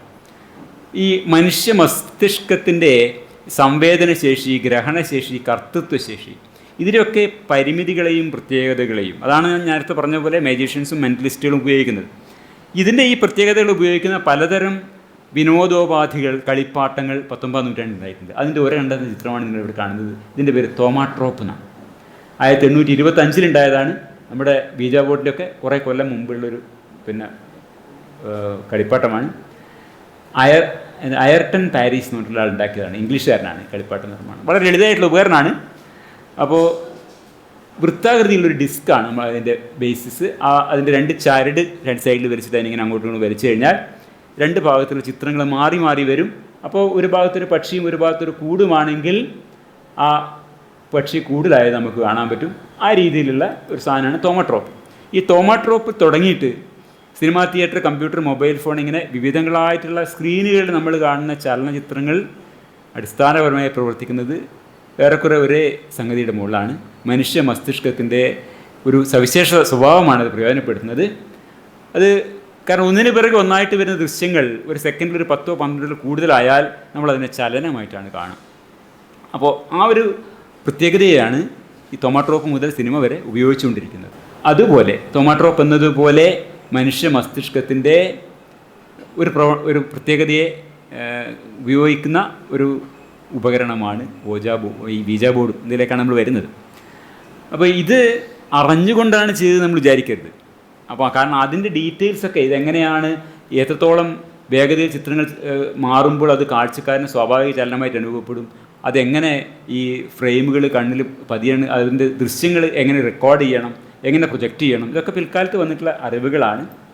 നമുക്ക് ഇപ്പോൾ ഈ ഒരു കണ്ടിന്യൂറ്റി ഇല്യൂഷൻ എന്ന് പറഞ്ഞാൽ ഈ സാധനത്തിനെ ഉപയോഗിച്ചുകൊണ്ട് എങ്ങനെയാണോ സിനിമ വരെയുള്ള ഈ വിനോദോപാധികൾ വർക്ക് ചെയ്യുന്നത്, അതുപോലെ മസ്തിഷ്കത്തിൻ്റെ ഒരു പ്രത്യേകതയാണ് ഇവർ ഉപയോഗിക്കുന്നത്, ഈ ഓജോ ബോർഡ് ഉപയോഗിക്കുന്നത് നമുക്ക് പറയാം. അതെങ്ങനെയാണ് ചെയ്താണ്, self ownership of actions can be separated from awareness of actions എന്ന് പറയാം. കാരണം എന്താ വെച്ചാൽ നമ്മുടെ ഓരോ പ്രവൃത്തി ചെയ്യുമ്പോഴും നമ്മുടെ മസ്തിഷ്കം അതിനൊപ്പം ചേർത്ത് വെക്കുന്ന സെൻസ് ഓഫ് ഏജൻസി. ഞാൻ ഇതെടുത്തു എന്ന് ഞാൻ പറയുമ്പോൾ അതൊരു അധിക പ്രസംഗമായിട്ട് എല്ലാവർക്കും തോന്നും. അതെല്ലാവരും അങ്ങനെ തന്നെയല്ല, എന്തൊരു വിശേഷം. കാരണം ഓരോ തവണയും നമ്മുടെ ഓരോ പ്രവൃത്തിയുടെ കൂടെ മസ്തിഷ്കം കൂട്ടിച്ചേർക്കുന്നൊരു കാര്യമാണ് ഇത് ഞാനെടുത്തു എന്നുള്ളത്. അപ്പോൾ ഈ 2 സംഗതികളും പ്രത്യേകമായിട്ടാണ് ഉണ്ടാവുന്നത് എന്നുള്ളതാണ് ഇതിൻ്റെ നമ്മളിവിടെ ശ്രദ്ധിക്കേണ്ട പ്രത്യേകത. അപ്പോൾ ഈ മസ്തിഷ്കം ഓരോ പ്രവൃത്തിയും കൂടെ ചേർത്ത് വെക്കുന്ന ഈ സെൻസ് ഓഫ് ഏജൻസി, കർത്തൃത്വ ബോധം എന്നതിനെ, ആ സ്വാഭാവിക അനുഭവത്തിനെ, അതിനെ ഒരു മായാവിഭ്രമത്തിലാക്കുക, ഒരു delusion of the sense of agency. അതാണ് ഓജോ ബോർഡ് ചെയ്യുന്ന കാര്യം. കാരണം എന്താ വെച്ചാൽ മസ്തിഷ്ക പ്രവർത്തനത്തിൻ്റെ രീതി അനുസരിച്ചിട്ട് പ്രവൃത്തികളെക്കുറിച്ചുള്ള ബോധവും ആ പ്രവൃത്തി അവനവൾ ചെയ്തു എന്നുള്ള കർത്തൃത്വ ബോധവും രണ്ടാണ് എന്നുള്ളതുകൊണ്ടാണ് സാധിക്കുന്നത്. ബീജ ബോർഡ് ചെയ്യുന്നത് എന്താണ്? It dilutes our sense of agency എന്ന് പറയാം. ഒരു നേരത്തെ പറഞ്ഞ പോലെ മേശപ്പുറത്ത് നിന്ന് ഒരു സാധനം എടുക്കുമ്പോൾ അത് ചെയ്യുന്നത് ഞാനാണെന്ന് എനിക്ക് ആ ഒരു സംശയവുമില്ല. അതായത് sense of agency, the experience of controlling one's own motor acts, അതായത് സെൻസ് ഓഫ് ഏജൻസി എനിക്കുണ്ട്. ഈ കർത്തൃത്വബോധത്തെ മാനിപ്പുലേറ്റ് ചെയ്യുകയാണ് ബീജ ബോർഡ് ചെയ്യുന്നത്. മാർക്ക് ആൻഡേഴ്സിൻ്റെ വാക്കിൽ നമ്മൾ നേരത്തെ കണ്ടു, sense of agency can be convincingly manipulated. Ouija board sessions to exemplify how sense of agency can be convincingly manipulated എന്നാണ്. ഇപ്പോൾ ഞാൻ പറഞ്ഞല്ലോ, ഏതോ ഒരു നമ്മളിവിടെ കൃത്യമായി കണ്ടു, അവനവൻ തന്നെ ചെയ്യുന്നതാണ്, വേറെ ആർക്കും ചെയ്യാൻ പറ്റില്ല, തീർച്ചയായും നമ്മൾ തന്നെ ചെയ്തതാണെങ്കിൽ പോലും ഞാൻ ചെയ്തതല്ല എന്ന് തോന്നിക്കുന്ന രീതിയിൽ നമ്മുടെ സെൻസ് ഓഫ് ഏജൻസിയെ മാനിപ്പുലേറ്റ് ചെയ്യുന്നതാണ്. ആ ബീജ ബോർഡിൻ്റെ ജന്മനഗരമായിട്ടുള്ള ബാൾട്ടിമോറിൽ എന്തായിട്ടുള്ളത്, അവിടെ 2015 നടന്ന ബീജാക്കോണിനെ കുറിച്ച് ഞാൻ പറഞ്ഞു. ബീജാക്കോൺ 2015. അതിൽ കോൺഫറൻസിൽ പങ്കെടുക്കാൻ എത്തിയിട്ടുള്ള ബീജ ബോർഡ് തൽപരരായിട്ടുള്ള വ്യക്തികൾക്കിടയിലാണ് മാർക്ക് ആൻഡേഴ്സിൻ്റെ ഈ പഠനം നടന്നത്. അതുകൊണ്ടാണ് ഞാൻ ഈ കോൺഫറൻസിനെ കുറിച്ച് പറഞ്ഞത്. അവിടെ വന്ന വോളണ്ടിയേഴ്സിൻ്റെ ഇടയിലാണ് യഥാർത്ഥ ലോകത്താണ് ഈ പരീക്ഷണം നടന്നിട്ടുള്ളത്. ഇത് 2013 സ്ഥാപിക്കപ്പെട്ടുള്ള ഒരു ടോക്കിംഗ് ബോർഡ് ഹിസ്റ്റോറിക്കൽ സൊസൈറ്റി എന്നൊരു സംഘടനയാണ് ആ സമ്മേളനം സംഘടിപ്പിച്ചിട്ടുള്ളത്. ആ സമ്മേളനത്തിൻ്റെ ഡീറ്റെയിൽസ് ഇപ്പോഴും അവരുടെ വെബ്സൈറ്റിൽ പോയാൽ നമുക്ക് കാണാൻ പറ്റും. അതിൽ അവർ പറഞ്ഞൊരു വാചകം ഇതിനെയാണ്: ബീജ ബോർഡ് അനുഭവത്തിന് പിന്നിലെ പ്രതിഭാസം എന്തെന്ന് കൂടുതൽ വ്യക്തമായി മനസ്സിലാക്കാൻ മാർക്ക് ആൻഡേഴ്സൺ എന്ന ഡെൻമാർക്കുകാരനായ പരീക്ഷണ മനഃശാസ്ത്ര ഗവേഷകൻ ബീജ ബോർഡ് ഉപയോക്താക്കൾക്ക് പ്രത്യേകമായ കണ്ണടകൾ നൽകിക്കൊണ്ട് അവരുടെ കണ്ണിലെ കൃഷ്ണമണിയുടെ ചലനത്തെ പിന്തുടരുക എന്ന പരീക്ഷണം നടത്തുകയുണ്ടായി എന്ന് അവിടെ എഴുതി വെച്ചിട്ടുണ്ട്. സൈറ്റിൽ പോയാൽ നമുക്ക് കാണാം. മാർക്ക് ആൻഡേഴ്സിൻ്റെ കാര്യം പറയാം. Experiments with special goggles that track the pupils of the users. അതാണ് നമ്മൾ നേരത്തെ പറഞ്ഞത്, കണ്ണില്ലാതെ നടക്കില്ല. കണ്ണില്ലാതെ ഇത് കാണാൻ പറ്റില്ല എന്ന്, ഈ കളിക്കാൻ പറ്റില്ല എന്ന് ഉറപ്പുള്ളതുകൊണ്ടാണ്. അപ്പോൾ അതുകൊണ്ടാണ് മാർക്ക് ആൻഡേഴ്സൺ അതിന് ശ്രദ്ധിക്കുന്നത്. ഇവരെ കണ്ണിൻ്റെ ചലനങ്ങൾ നോക്കിയാൽ ഇത് കണ്ടെത്താൻ പറ്റുമോ എന്നുള്ളത് കുറച്ച് വിശദമായിട്ട് നമുക്ക് ആ പഠനത്തിലേക്ക് പോവാം. അപ്പോൾ അതാണ്, for the first time in a natural setting we provide evidence for why Ouija board users exhibit a reduced sense of agency. ഇതാണ് പറയുന്നത്. എന്തുകൊണ്ട് ഒരു ബീജ ബോർഡ് ഉപയോക്താക്കൾക്ക് കർത്തൃത്വ ബോധത്തിൽ കുറവ് അനുഭവപ്പെടുന്നു എന്നതിനെക്കുറിച്ചിട്ട് സ്വാഭാവിക സാഹചര്യങ്ങളിലും തെളിവുകൾ ഇതാദ്യമായി ഞങ്ങൾ സമർപ്പിക്കുന്നു എന്നാണ് ഈ പേപ്പറിനെ കുറിച്ച് അവർ പറയുന്നൊരു കാര്യം. നേരത്തെ പറഞ്ഞ പോലെ നമുക്ക് കൃത്യമായി അറിയാവുന്ന കാര്യമാണ്, കളിക്കാരുടെ കണ്ണ് കെട്ടിയാൽ പിന്നെ കളി നടക്കില്ല. അതുകൊണ്ട് ഈ കളിക്കാർ ഓരോ ബോർഡിലും ഓരോ അക്കങ്ങൾ തിരഞ്ഞെടുക്കുന്നത് എങ്ങനെയാണെന്ന് അറിയാൻ അവരുടെ പ്യൂപ്പിളിൻ്റെ ചലനങ്ങളെ പിന്നെ ഒരു ഗോഗിൾ വെച്ചിട്ട്, ഒരു ഐ ട്രാക്കർ വെച്ചുകൊണ്ട് പരിശോധിക്കാനുള്ളതാണ് മാർക്ക് ആൻഡേഴ്സൺ സംഘവും ചെയ്തത്. ഇതാണ് ആ പേപ്പറിൽ തന്നെ ഒരു ചിത്രമാണിത്. ഇതാണ് സെറ്റപ്പ്. ബോർഡ് നിങ്ങൾക്ക് ഇവിടെ കാണാം. 2 പേര് അപ്പുറം ഇരിക്കും.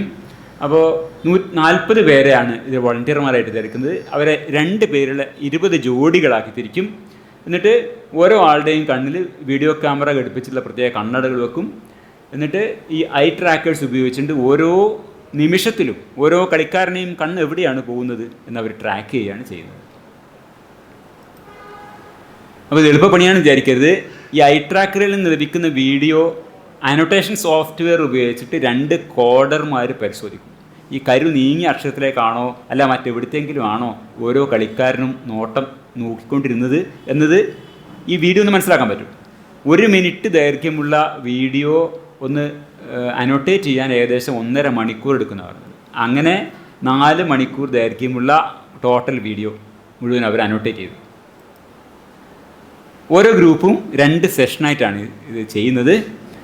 ആദ്യത്തെ സെഷൻ ബാൾട്ടിമോർ എന്നെഴുതിയ വാക്ക് സ്പെല്ല് ചെയ്യുക എന്നുള്ളതാണ്. ആദ്യം ബി, പിന്നെ ALTMORE. ഒരു തർക്കമില്ല, എല്ലാവർക്കും അറിയാം. അത് അവരുടെ മനസ്സിൽ നിന്ന് എഴുതി വെച്ചിട്ടൊന്നുമില്ല, അവരുടെ മനസ്സിൽ നിന്ന് എടുത്തിട്ട് ഈ BALTIMOR എന്നവർ സ്പെല്ല് ചെയ്യണം. ഈ 2 പേര് ചേർന്നാണ് അത് ചെയ്യുന്നത്. അപ്പോൾ ഇവർ 2 പേരുടെയും കണ്ണിലെ ചലനങ്ങൾ എങ്ങനെയാണ് പോകുന്നത് എന്നുള്ളത് രേഖപ്പെടുത്തി വെക്കും. അതാണ് ആദ്യത്തെ ഒരു സെഷൻ.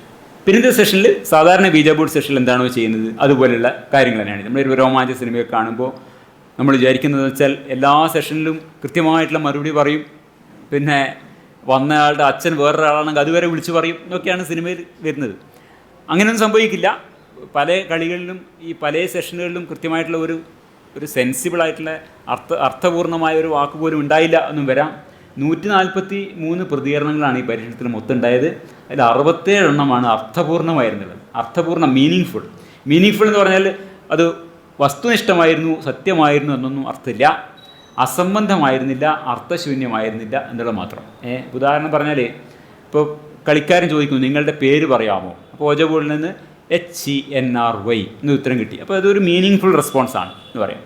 ഈ 143 പ്രതികരണങ്ങൾ 67 ഇതുപോലെ. ബാക്കി 76 അർത്ഥശൂന്യമായ പ്രതികരണങ്ങളായിരുന്നു എന്നാണ്. ഉദാഹരണം പറയുന്നതാണ്, ഒരു സെഷനിൽ നിങ്ങൾ എവിടെ വെച്ചാണ് മരിച്ചത് എന്ന് ചോദിക്കും. Where did you pass away? അപ്പോൾ ബീജബോർഡ് പറയുന്നത് STACW എന്നാണ്. അത് അർത്ഥശൂന്യമായൊരു പ്രതികരണമാണ്.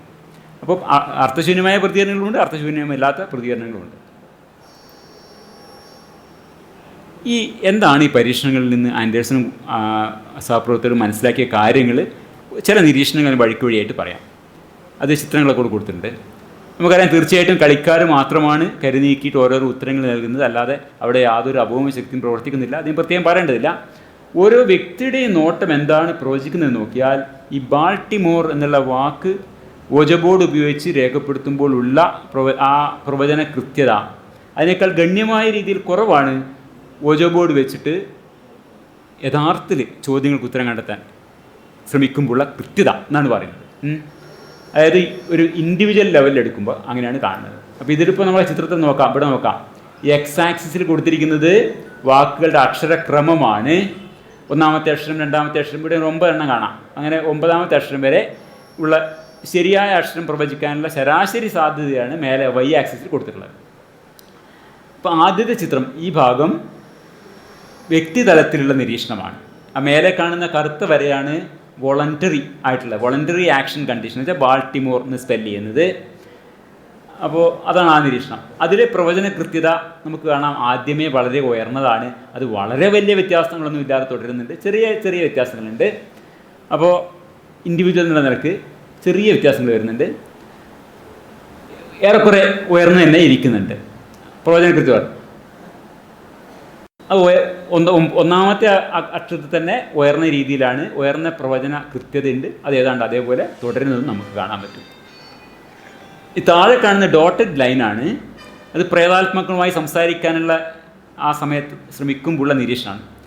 അത് ഏതക്ഷരമാണ് ബോർഡിൽ പ്ലാൻ ചെയ്ത് തിരഞ്ഞെടുക്കാൻ പോകുന്നത് എന്ന് സംബന്ധിച്ചിട്ട് വ്യക്തികളെ ഒറ്റയ്ക്ക് പരിഗണിക്കുമ്പോൾ അവർക്കത് ഗണ്യമായ വിഷമം നേരിടുന്നുണ്ട് നമുക്ക് കാണാം. അതാണ് ഏറ്റവും താഴെയാണ് തുടങ്ങുന്നത്. അതിൻ്റെ കൃത്യത വളരെ കുറവാണ്. ബാൾട്ടിമോർ എന്ന് വരുമ്പോൾ നമ്മളിവിടെ വളരെ ഉയർന്ന രീതിയിൽ നമുക്ക് കാണാം. അത് ആദ്യത്തെ അക്ഷരത്തിൽ തന്നെ കൃത്യത വളരെ കൃത്യമുണ്ട്. ഇവിടെ വളരെ കൃത്യത കുറഞ്ഞ രീതിയിലാണ് ഓരോ വ്യക്തിയും തുടങ്ങുന്നത് നമുക്ക് കാണാം. മുന്നോട്ട് പോകുമ്പോൾ ഈ ബുദ്ധിമുട്ട് ക്രമേണ കുറഞ്ഞു വരുന്നുണ്ട് നമുക്ക് കാണാം. ഈ ഡോട്ടഡ് ലൈൻ നേരെ മേലോട്ട് ഇങ്ങനെ പോകുന്ന കാണാം. മുന്നോട്ട് പോകുമ്പോൾ കൂടി വരുന്നുണ്ട്. പക്ഷേ അത് വ്യക്തികളായിരുന്നു നോക്കിയാൽ, when looking at the predictive gaze behaviour of individual participants, വ്യക്തികളായിരുന്നു നോക്കുമ്പോൾ പ്രവചന കൃത്യത അവസാനത്തെ വാക്കിൻ്റെ കാര്യത്തിൽ പോലും എവിടെ എത്തുന്നില്ല. ഈ വോളണ്ടറി കണ്ടീഷൻ ബാൾട്ടിമോർ എന്ന് പറയുന്ന അതിനേക്കാളും ഗണ്യമായ രീതിയിൽ കുറഞ്ഞു തന്നെയാണ് ഇരിക്കുന്നത് എന്ന് നമുക്ക് ഈ ചിത്രത്തിൽ നിന്ന് മനസ്സിലാവും. അതാണ് ഒരു ഒബ്സർവേഷൻ. അപ്പോൾ പറഞ്ഞില്ല, ആദ്യ ഭാഗം നോക്കുകയാണെങ്കിൽ പ്രവചന കൃത്യത കുറവാണ് വ്യക്തികളെ നിരീക്ഷിക്കുമ്പോൾ. പക്ഷേ ജോഡികൾ ആയിട്ടാണ് ഇപ്പം ഇത് പറയേണ്ടതെന്ന് വെച്ചാൽ ജോഡികളായിട്ടാണ് എല്ലാ കളിയും നടക്കുന്നത് കേട്ടോ. അപ്പോൾ അതിൽ നിന്ന് ഓരോ ആളിൻ്റെ അവർ എടുത്തു നോക്കുകയാണ് ചെയ്യുന്നത്.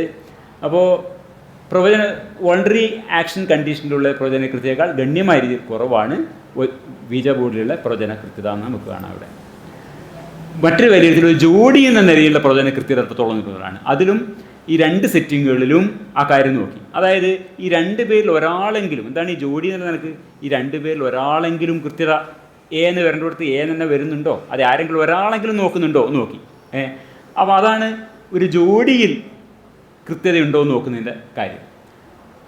അതാണ് നമ്മൾ ഈ രണ്ടാമത്തെ ചിത്രം കാണിക്കുന്നത്. 2 ഗ്രാഫുകൾ കാണാം. രണ്ടാമത്തെ ഗ്രാഫ് ജോഡി എന്ന നിലയിൽ ഏതെങ്കിലും ഒരാളെങ്കിലും കൃത്യമായി പ്രവചിക്കുന്നുണ്ടോ എന്നുള്ളതാണ് ആ പ്രവചനം, ആ ചിത്രം സൂചിപ്പിക്കുന്നത്. ഓക്കെ, അങ്ങനെ ജോഡി ഒന്നിച്ച് പരിശോധിക്കുമ്പോൾ എന്താ കണ്ടെത്തുന്നത്? ഒരു വ്യക്തി ബാൾട്ടിമോർ എന്ന് പറയുന്ന സ്പെല്ല് ചെയ്യാൻ വേണ്ടി ഉപയോഗിക്കുന്ന ഒരു കൃത്യതയുണ്ടല്ലോ, അയാളുടെ കണ്ണുകൾ എത്രത്തോളം കൃത്യമായി ഓരോ വർഷവും പ്രവചിക്കുന്നുവോ ശരാശരി അത്രത്തോളം തന്നെ കൃത്യമായി ബീജ കണ്ടീഷനിൽ ഓരോ ജോഡിയും അക്ഷരങ്ങൾ പ്രവചിക്കുന്നു എന്നാണ് ഇവിടെ കാണാം. ഇത് ബീജ കണ്ടീഷനാണ്. ഈ ഡോട്ടഡ് ലൈൻ താഴെ കാണുന്നത് ബീജ കണ്ടീഷനാണ്. ഏതാണ്ട് ഈ കറുത്ത ലൈനിനോട് ഏതാണ്ട് അടുത്താണ് ഒരു പെയർ എന്ന നിലയിൽ നോക്കുമ്പോൾ ബീജ കണ്ടീഷനിൽ പോലും കൃത്യത വരുന്നത് നമുക്ക് കാണാൻ പറ്റുന്നത്.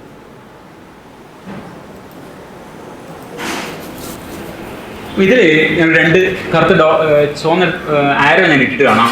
ഇതിൽ ഒന്നാമത്തെ ഗ്രാഫ് ഇൻഡിവിജ്വൽ ലെവലാണ്. ഓരോ വ്യക്തിയെയും കണ്ണ് ട്രാക്ക് ചെയ്യുമ്പോൾ എത്രത്തോളം കൃത്യമായിട്ടാണ് ഇങ്ങനെ ഒന്നാമത്തെ, രണ്ടാമത്തെ, മൂന്നാമത്തെ വാക്കുകളെ പ്രവചിക്കാൻ കഴിയുന്നതാണ് സൂചിപ്പിക്കുന്നത്. അതിലെ കറുത്ത വര ഒന്നുകൂടി ആവർത്തിക്കാം. ബാൾട്ടിമോർ എന്ന് പറയുന്ന വാക്ക് സ്പെല്ല് എന്നതിലെ ഓരോ അക്ഷരത്തിൻ്റെ കൃത്യതയാണ്. ഡോട്ടഡ് ലൈൻ പ്രേതാത്മാവിനെ വിളിക്കുന്ന സമയത്ത് ഇതാണ്. ഇതേ കാര്യമാണ് നാലാമത്തേലും, പക്ഷേ വ്യക്തി എന്നതിന് പകരം ഒരു ജോഡിയെയാണ്. ഇത് വോളണ്ടറി ആക്ഷൻ കണ്ടീഷനിൽ ബാൾട്ടിമോർ നോക്കുമ്പോൾ അത് നല്ല രീതിയിൽ കൃത്യത ഉണ്ട് കാണാം.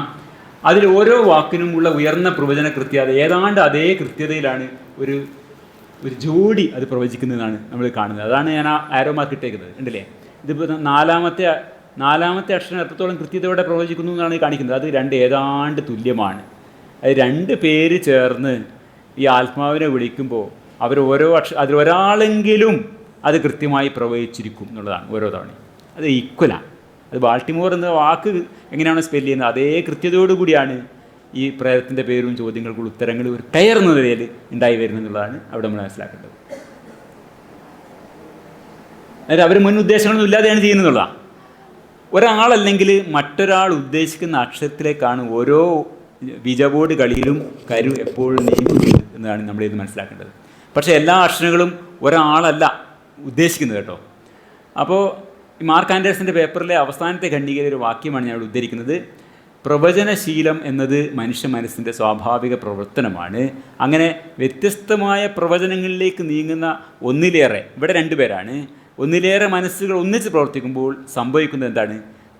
ഈ ഒരു തുടക്കത്തിൽ തീർത്തും ക്രമരഹിതമായി റാൻഡമായിട്ടിരിക്കുന്ന കാര്യങ്ങൾക്ക് അതിൻ്റെ മേലെ ഒരു ഘടന അവിടെ സൃഷ്ടിക്കപ്പെടുന്നുണ്ട്. എന്താണ് സംഭവിക്കുന്നത്? Increasingly impose structure on initially random events in the sessions എന്നുള്ളതാണ്. അപ്പോൾ ഇതെങ്ങനെയാണ് വരുന്നതുള്ള നമുക്ക് ഈ പ്രവചന സ്വാഭാവികമായിട്ടുള്ള മനുഷ്യ മസ്തിഷ്കങ്ങളുടെ പരസ്പര പ്രതിപ്രവർത്തനത്തിലുള്ള ഒരു എമർജൻറ്റ് പ്രോപ്പർട്ടി, ഒരു ഉദിപ്പാണ് നമുക്ക് പറയാം. ഇത് വിശദീകരിക്കാൻ ഉദാഹരണം പറയാം. ഇപ്പോൾ ഈ നിരൂപും നിവിനും ചേർന്നിട്ട് രണ്ട് പേര് ചേർന്ന് ബീജബോർഡ് പ്രേതാത്മാവിനെ വിളിക്കുന്നു വെക്കാം. ആദ്യം ഈ പ്ലാൻസെറ്റ് നീങ്ങിയത് എ എന്ന അക്ഷരത്തിലേക്കാണ്. അതിൻ്റെ കാരണം ഒരുപക്ഷെ നിരൂപിൻ്റെ മനസ്സിൽ അർച്ചന എന്നൊരു പേര് വന്നതായിരിക്കാം. ഞാൻ എഴുതിയിട്ടാണ് അവിടെ അർച്ചന. അതിൻ്റെ എയിലേക്കാണ് ആദ്യം നീങ്ങുന്നത്. അതെങ്ങനെ നീങ്ങുന്നു? അത് ഐഡിയോ മോട്ടോറായി നീങ്ങുന്നു. അത് ഞാനോട് പറഞ്ഞു വെക്കാം. ഐഡിയോ മോട്ടോറായിട്ടാണ് നീങ്ങുന്നത്. ആ സമയത്ത് റിവിൻ്റെ മനസ്സിൽ വേറൊരു പേരും ഉണ്ടായിരുന്നില്ല എന്ന് നമുക്ക് വിചാരിക്കാം. അപ്പോൾ എ എന്ന് തുടങ്ങിക്കഴിഞ്ഞപ്പോൾ പിന്നെ റിവിൻ്റെ മനസ്സിൽ പുതിയൊരു പേര് വരികയാണ്. അയാൾക്കറിയില്ലല്ലോ ഇയാൾ അർച്ചനാണ് ഉദ്ദേശിച്ചിട്ടാണ് ഇത് മാറിയിരിക്കുന്നതെന്ന് മറ്റയാൾക്കറിയില്ല. അയാളുടെ മനസ്സിൽ അനൂപ് എന്നൊരു പേര് വരികയാണെന്ന് വിചാരിക്കാം. അപ്പോൾ അടുത്തതായിട്ട് റിവിൻ്റെ ഐഡിയോ മോട്ടോർ ആക്ഷൻ പ്രവർത്തിക്കുന്നു. അത് കാരണം പ്ലാൻസെറ്റ് എൻ എന്ന അക്ഷരത്തിലേക്ക് പോകുന്നു. ഈ നീങ്ങുന്ന സമയത്ത് നിരൂപിൻ്റെ കണ്ണ് പോകുന്നത് 6 എന്ന അക്ഷരത്തിലേക്കായിരിക്കും. കാരണം എന്താ? അയാൾ ഉദ്ദേശിച്ചത് അർച്ചന എന്നുള്ള പേരാണ്. അപ്പോൾ ഈ സമയത്ത് നമ്മുടെ മാർക്ക് ആൻഡേഴ്സിൻ്റെ ഐ ട്രാക്കർ ഉണ്ടായിരുന്നെങ്കിൽ ഒരാൾ തെറ്റായി പറഞ്ഞു, റിവിൻ്റെ കാര്യത്തിൽ പ്രവചനം ശരിയായി, നിരൂപ് പ്രവചിച്ച് തെറ്റായി എന്ന് കാണും. പക്ഷേ രണ്ടുപേരുടെയും കൂടെ നോക്കിയാലോ വളരെ കറക്റ്റാണ് പ്രവചിച്ചത്. കാരണം അനാമിക എന്നുള്ളതിലേക്കാണ് ഈ പോണത്. എ വന്നു, എൻ വന്നു. ഇത് പക്ഷേ ഒരാളല്ല ചെയ്തത്, 2 പേരായിട്ടാണ് ചെയ്തിരിക്കുന്നത്. അതുകൊണ്ട് പെയറായിട്ട് നോക്കിക്കഴിഞ്ഞാൽ വളരെ കൃത്യമായിട്ട് പോയിട്ടുണ്ട്. ഒറ്റക്കൊറ്റ നോക്കിയാൽ ഒരു തവണ ഒരാൾ തെറ്റി, ഒരു തവണ ഒരാൾ തെറ്റി. ഓക്കെ, അപ്പോൾ ഇതിന് എമർജൻറ്റ് പ്രോപ്പർട്ടി എന്ന് പറഞ്ഞത് അതുകൊണ്ടാണ്. അപ്പോൾ എ എൻ എന്ന് വന്നു. അപ്പോഴെന്തായി? എ എൻ ആയി. എ എന്ന് വരുന്നതോടെ സാധ്യതകൾ കുറച്ചുകൂടി പരിമിതമായി. എ എൻ അടുത്ത വാക്കുകളുടെ പേരുകളേ പറ്റുള്ളൂ. എ എൻ തുടങ്ങുന്ന പേരുകൾ വേണം. അപ്പോൾ നിരൂപൻ്റെ മനസ്സിൽ അടുത്തതായിട്ട് വരുന്നത് ആനന്ദ് എന്നുള്ളൊരു പേരാണ്. അപ്പോൾ അയാളെ അടുത്തത് എയിലേക്ക് നീക്കുകയാണ്. ബോധപൂർവ്വമായിട്ട് ഇതൊക്കെ ഐഡിയോ മോട്ടോറായിട്ടാണ് നടക്കുന്നത്. ഐഡിയോ മോട്ടോർ എന്താ നമ്മൾ വരും, ഐഡിയോ മോട്ടോറായിട്ടാണ് പോണത്. അപ്പോൾ നിരൂപിൻ്റെ കണ്ണുകൾ നമുക്ക് ഊഹിക്കാം എ എന്ന ശരിയായ അക്ഷരത്തിലേക്ക് നീങ്ങുന്നു. റിവിൻ്റെ കണ്ണുകൾ ഓ എന്ന തെറ്റായ അക്ഷരത്തിലേക്ക് നീങ്ങുന്നു. കാരണം എന്താണ്? അയാളുടെ മനസ്സിലുള്ളത് അനൂപ് എന്നുള്ള പേരാണ്. അതുകൊണ്ടാണ് അയാൾ ആദ്യം എന്നിലേക്ക് നീക്കിയത്. അനൂപ് ആവാൻ വേണ്ടി തുടങ്ങിയ എ എൻ അടുത്ത ഘട്ടത്തിലേക്ക് ആനന്ദാവാൻ വേണ്ടി എയിലേക്ക് നീക്കി. ഇതൊന്നുമല്ല അവസാനം വരാൻ പോകുന്നത് അനാമിക എന്നുള്ള പേരാണ്. അപ്പോൾ ഓരോ ഘട്ടത്തിലും ഇങ്ങനെ വരികയാണ്. അപ്പോൾ അനാമിക എന്നുള്ള ആ പേര് പരമാവധി പൂർണ്ണമായിട്ട് ഉദിച്ചു വരുന്നവരെ ഈ കളിയെ പിന്തുടരേണ്ട ആവശ്യം നമുക്കില്ല. നമുക്ക് ഇത് പറയേണ്ട ആവശ്യമല്ലേ ഉള്ളൂ. അപ്പോൾ ഈ നമ്മളിവിടെ ആലോചിക്കേണ്ടത് ഇതുവരെ നടന്നു പോയിക്കഴിഞ്ഞാൽ 3 അക്ഷരങ്ങളായപ്പോഴേക്കും ഈ 2 പങ്കാളികളുടെ മനസ്സിലൂടെ 3 വ്യത്യസ്ത പേരുകൾ ഉദിക്കുകയും അസ്തമിക്കുകയും ചെയ്തു കഴിഞ്ഞു എന്നുള്ളതാണ് സംഭവിക്കുന്നത്. അർച്ചനയായി, അനൂപായി, ആനന്ദായി. ഇതൊന്നും അല്ലാത്തൊരു പേരാണ് അവസാനം ഉണ്ടാവാൻ പോണത്. ഇതുപോലെ 6 അക്ഷരങ്ങൾ കഴിയുമ്പോൾ വേറെയും വളരെയധികം പേരുകൾ ഇതുപോലെ ഉദിക്കുകയും അസ്തമിക്കുകയും ചെയ്യും. അവസാന ഘട്ടത്തിൽ ആദ്യഘട്ടങ്ങളിൽ ഒന്നും പരിഗണിക്കാത്ത ഒരു പേരാവും അവസാനം എമർജൻറ്റ് പ്രോപ്പർട്ടി ആയിട്ട് ഉയർന്നു വരുന്നത്. അവസാന ഘട്ടം വരെ മിക്കവാറും ആർക്കും പിടികിട്ടില്ല ഇത് എന്താണ് പേര് എന്നുള്ളത്. അനൂപിനും അറിയില്ല, നിവിനും അറിയില്ല. പക്ഷേ അവസാനം വരുമ്പോൾ ഇവർ തന്നെ ഉണ്ടാക്കുന്നൊരു പേരാണ് ഉണ്ടായി വരുന്നത്. അതുവരെ ഇവരുടെ മനസ്സിലൊന്നുമില്ലാത്തൊരു പേരാണ് ഉണ്ടായി വരുന്നത്. അപ്പോൾ ഇങ്ങനെ ഓരോ തവണയായിട്ട് പല പങ്കാളികളുടെയും ഊഹങ്ങൾ തെറ്റുന്നുണ്ടെങ്കിലും ഓരോ ഘട്ടത്തിലും ഏറ്റവും ചുരുങ്ങിയത് ഒരു പങ്കാളിയെങ്കിലും ഊഹിക്കുന്ന അക്ഷരങ്ങളിലേക്ക് തന്നെയാണ് ഈ ബോർഡിലെ കരു നീങ്ങുന്നത്. ഇനി നമുക്ക് ആ വാചകം ഒരിക്കൽ കൂടി വായിക്കാം. Meaningful responses from the ouija board are an emergent property of interacting predictive minds that increasingly impose structure on initially random events in the sessions. ഇതാണ് RJ സ്നേഹ പറയേണ്ടിയിരുന്നത് കൺക്ലൂഷനായിട്ട്.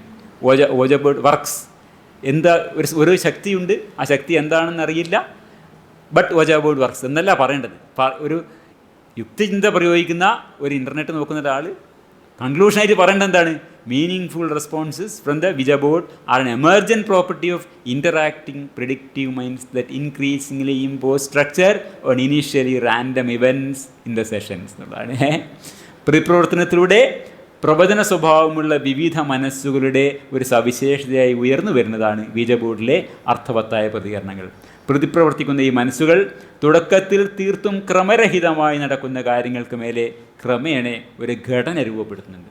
ഇതിൻ്റെ ആശയം ഇപ്പോൾ വ്യക്തമായി വിചാരിക്കുന്നു. ഉദാഹരണം പറഞ്ഞുകൊണ്ട് മനസ്സിലായിട്ടോ വിചാരിക്കണം. ഇപ്പോൾ റിവിനോ അല്ലെങ്കിൽ നിരൂപോ ആദ്യം വിചാരിച്ച ഒരു പേരല്ല അനാമിക എന്നുള്ളത്. അവസാന ഘട്ടം വരെയും രണ്ടുപേരുടെ മനസ്സിലും അങ്ങനെ ഒരു പേരില്ല. ഇങ്ങനെ ആരും ഉദ്ദേശിക്കാത്ത ഒരു പേര് ബോർഡിന് രൂപം കൊണ്ടുവരുമ്പോൾ സ്വാഭാവികമായിട്ടും കളിക്കൽ അത്ഭുതപ്പെടും. ഇത് ഞാൻ ഉദ്ദേശിച്ചതേ അല്ല വന്നതെന്നുള്ളത്. അപ്പോൾ ഇത് വേറെ ആരോ ചെയ്യുന്നതാണ് എന്ന ബോധം വരികയാണ്. അപ്പോൾ അവരുടെ sense of agency convincingly manipulated ആയി. ആൻഡേഴ്സിൻ്റെ പേപ്പറിൽ അവസാന ഖണ്ഡികയിൽ എന്നുള്ള വാചകമാണ് ഇവിടെ ഉദ്ധരിക്കുന്നത്. ഓജ ബോർഡ് സെഷനിൽ അർത്ഥവത്തായ പ്രതികരണം ഉണ്ടാകുമ്പോൾ ഈ വാക്കുകളിലെ ആദ്യ അക്ഷരങ്ങൾ പലപ്പോഴും യാദൃച്ഛികമായാണ് ഉണ്ടാകുന്നത്. ഏർലി ലെറ്റേഴ്സിൻ്റെ meaningful ouija board response appear to occur at random. അക്ഷരങ്ങൾ ആദ്യ അക്ഷരങ്ങൾ യാദൃച്ഛികമായി ഉണ്ടാകുന്നു. വാക്കുകൾ മുന്നോട്ട് പോകും തോറും കളിക്കാർക്ക് തിരഞ്ഞെടുക്കാൻ പറ്റിയ അക്ഷരങ്ങൾ കുറഞ്ഞു വരും. അതാണ്. അപ്പോൾ അത് ഇപ്പോൾ നമ്മൾ ഉദാഹരണം നോക്കിക്കഴിഞ്ഞാൽ ഇപ്പോൾ ഒരു എ എന്ന് തുടങ്ങുന്ന എത്രയോ ഡസൻ പേരുകൾ നമുക്ക് പറയാൻ പറ്റും. അതങ്ങനെ ഒരുപാട് പേരുകൾ ആണും പെണ്ണുമായിട്ട് ഒരുപാട് പേരുകൾ പറയാൻ പറ്റും. എത്രയോ ഡസൻ പറയാൻ പറ്റും. എ എൻ എന്ന് പറഞ്ഞാൽ എന്തായി ഒരു 10 12 പറയുമായിരിക്കും. അതൊക്കെ കഴിഞ്ഞിട്ട് നമ്മൾ A N A M I എന്നിവിടെ വന്നു കഴിഞ്ഞാൽ പിന്നെ വേറൊരു പേരില്ല, പിന്നെ അനാമിക എന്നേ പേരുള്ളൂ. മനസ്സിലായില്ലേ? അപ്പോൾ അതുകൊണ്ടാണ് പറയുന്നത് എന്താണ്, it makes easier for a pair to of participants to collectively predict. കാരണം എന്താണ്, അങ്ങോട്ട് പോകുന്നതിനനുസരിച്ചിട്ട് ചോയ്സ് കുറഞ്ഞു വരികയാണ്.